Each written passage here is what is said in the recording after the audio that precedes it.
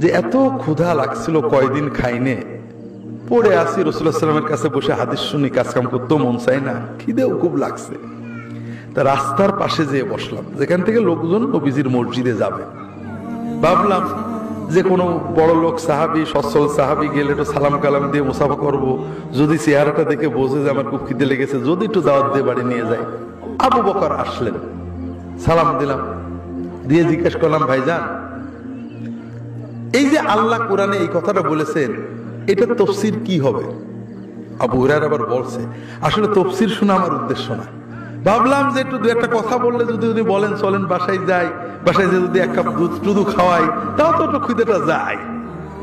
আবু বকর কথা বলে চলে গেলেন, আমার কি অবস্থা উনি খেয়াল করলেন না। এরপরে বসে আছি, ক্ষুধার জ্বালায় আর সহ্য হচ্ছে না। ওমর আসলেন, একই কথা বললাম যে এই আল্লাহর এই কথাটার কি ব্যাখ্যা হবে? উদ্দেশ্য ব্যাখ্যা না, উদ্দেশ্য যদি একটু ঘরে নিয়ে অন্তত একটু কিছু খাইতে দেয়। উনিও চলে গেলেন কথা বলে, আমার যে কি দুরবস্থা বুঝতে পারলেন না। এরপরে দেখি রাসূলুল্লাহ সাল্লাল্লাহু আলাইহি ওয়াসাল্লাম আসছেন। রাসূলুল্লাহ সাল্লাল্লাহু আলাইহি ওয়াসাল্লাম এসে সালাম দিয়ে আমাকে দেখে মুস্কি হাসলেন। উনি আমার চেহারা দেখে বুঝেছেন আমার কি অবস্থা। আবু হুরায়রা, চলো ঘরে যাই, দেখি কিছু আছে কিনা। উনি ঘরে গেলেন, আবু হুরায়রা বসলেন, ঘরে যেয়ে বিবিকে জিজ্ঞেস করছেন, আছে কিছু ঘরে খাওয়ার মতো? ইয়া রাসূলুল্লাহ, ওই অমুক আনসারী সাহাবী এক বাটি দুধ দিয়ে গেছেন আপনার জন্য হাদিয়া। আবু হুরায়রা শুনেছে, শুনে খুব খুশি যে কিছু হয়তো পেটে যাবে। রাসূলুল্লাহ সাল্লাল্লাহু আলাইহি ওয়াসাল্লাম বলছেন, আবু হুরায়রা শোনো, তোমার সব আসহাবে সুফফার সাথীকে ডাক দাও। আবু হুরায়রা বলছেন বুখারীর হাদিসে যে আমার মনটা একদম ভেঙে গেল, এই এক বাটি দুধ আমারই পেট ভরবে না। আমি আগে আসলাম নবীর মেহমান হয়ে, নবী আমার না দিয়ে এই যে শতখানেক যদি সাহাবী আসে, আমার পেটে কি যাবে? কিচ্ছু যাবে না।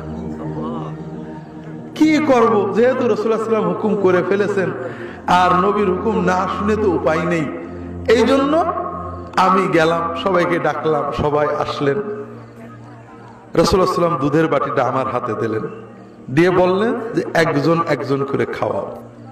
আমার তো বুক ফেটে যাচ্ছে যে আমার বন্ধুবোধে কিছুই থাকবে না। তা আমি একজনকে দিলাম, খাইলো, ফেরত দিল।